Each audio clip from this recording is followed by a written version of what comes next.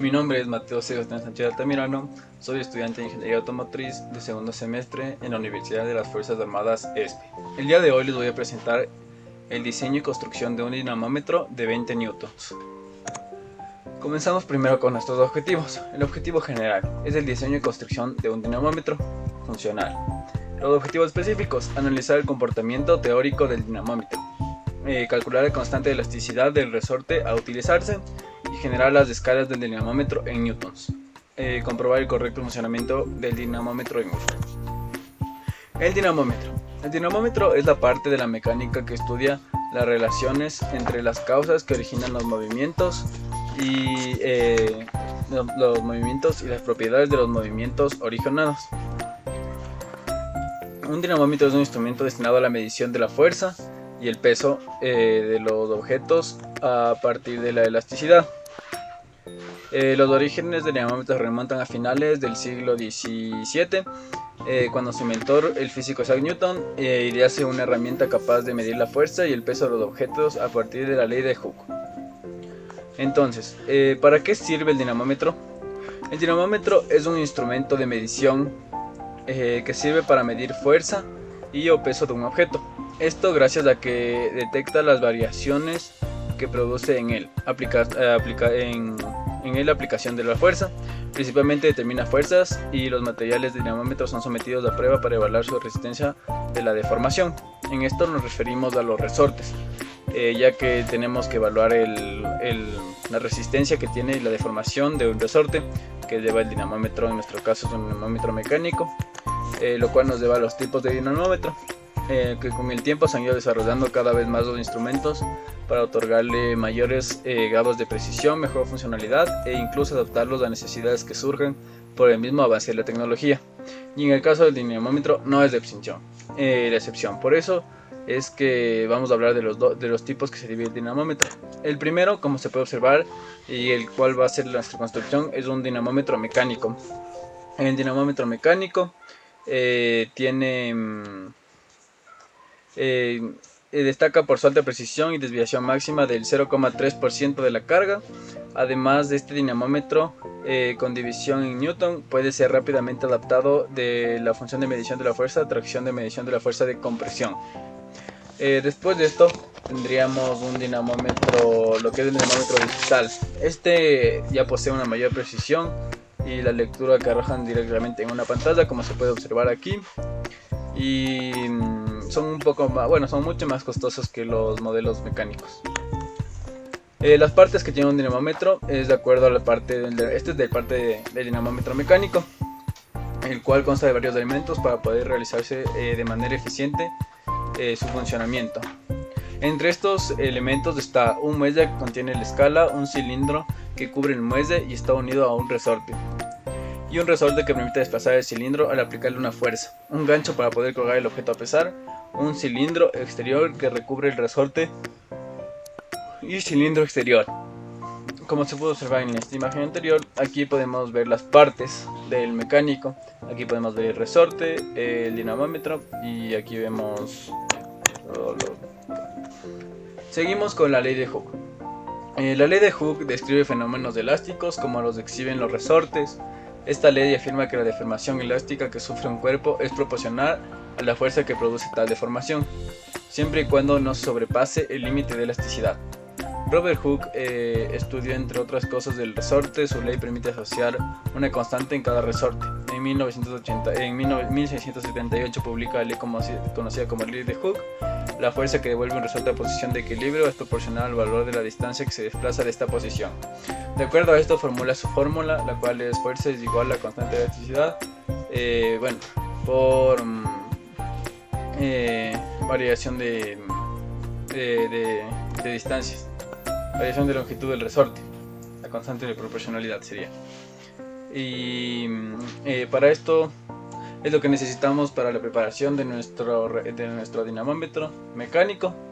Y a continuación vamos a proceder con el armado del dinamómetro. Voy a enseñar el diseño y construcción del dinamómetro.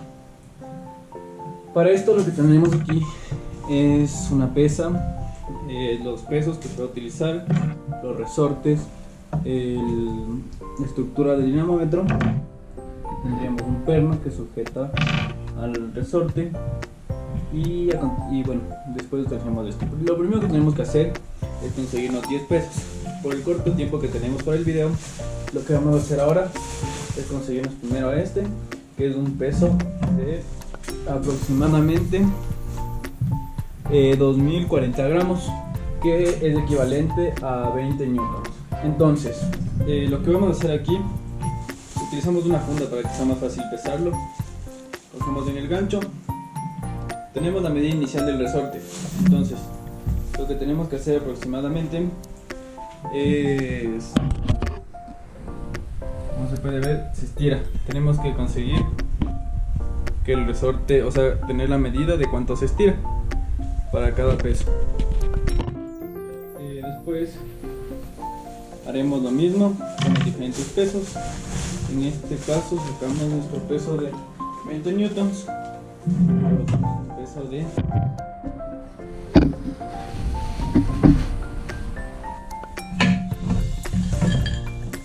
1530 gramos, equivalente a 15 newtons. Hacemos lo mismo, damos la medida, cogemos el resorte,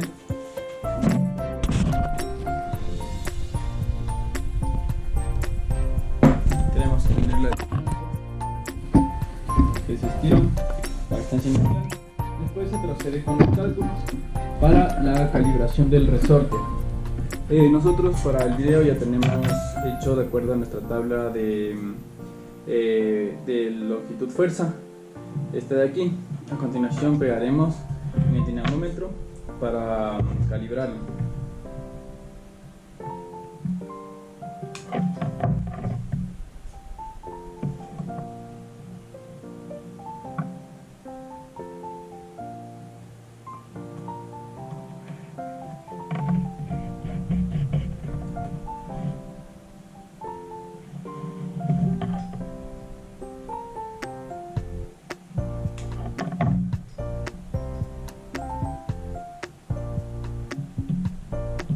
Tenemos que tener cuidado para no quemarnos con la caliente.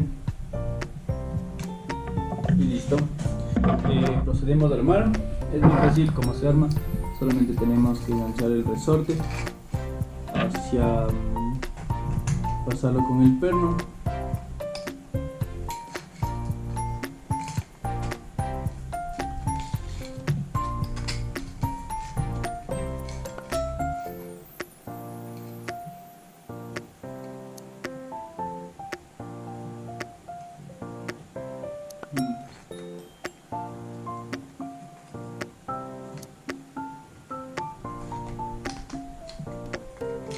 Ya, una vez esto, vamos a comprobar que está calculado.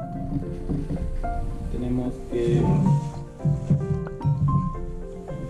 aquí tenemos que poner el peso en nuestro dinamómetro con la ayuda de la funda. De una mejor manera, vamos a ponerlo así.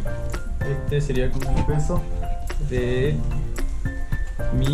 15 newtons.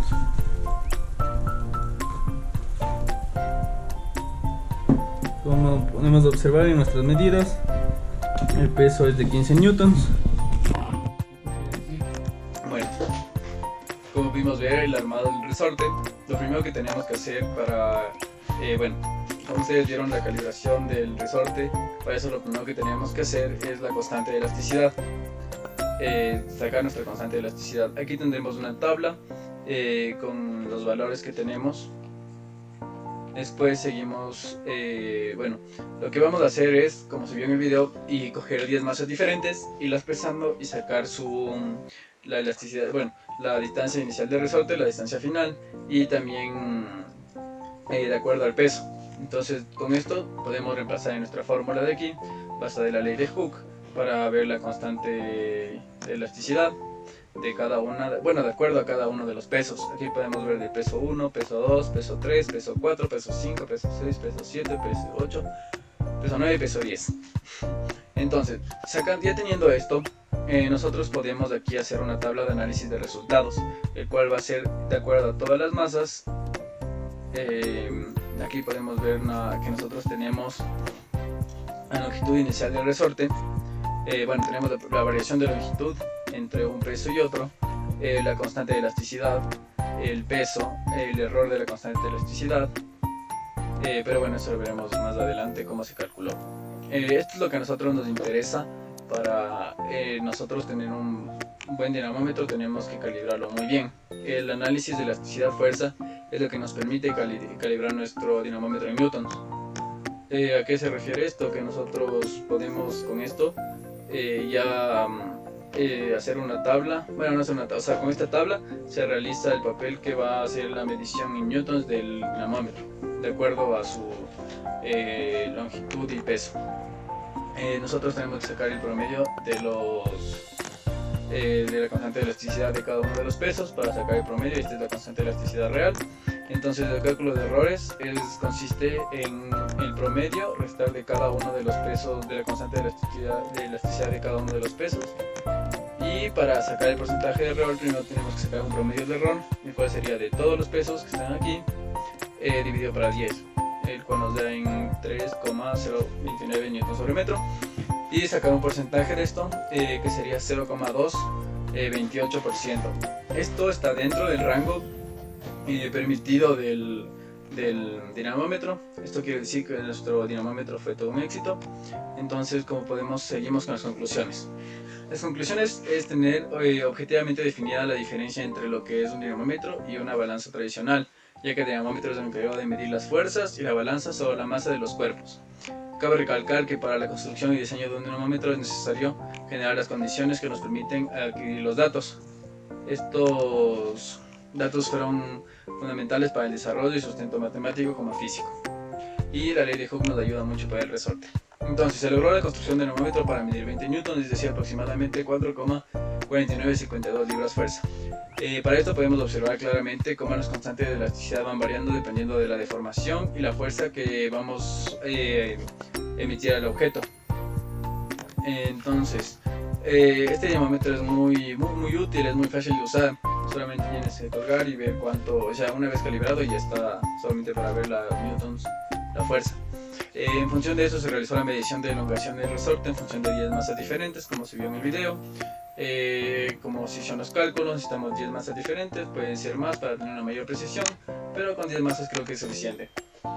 El mecanismo se desarrolló para la aplicación del dinamómetro, que así ves es el resultado de determinar la constante de elasticidad y la escala particular para el resorte utilizado.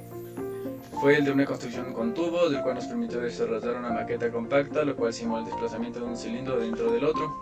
Ustedes pueden con este diseño construir diferentes dinamómetros, no solamente uno de 20 newtons, solamente el único que tienen que hacer es la relación del resorte, calcular su constante de elasticidad, y de acuerdo a eso, viendo cómo se estira, ustedes pueden ver de qué tamaño va a ser su tubo para poder calibrarlo de una mejor manera. Entonces, la calibración del instrumento es parte más importante del dinamómetro, ya que esto determina la fuerza medida, y en tal razón, si no se encuentra calculado correctamente, la medición será de la misma manera.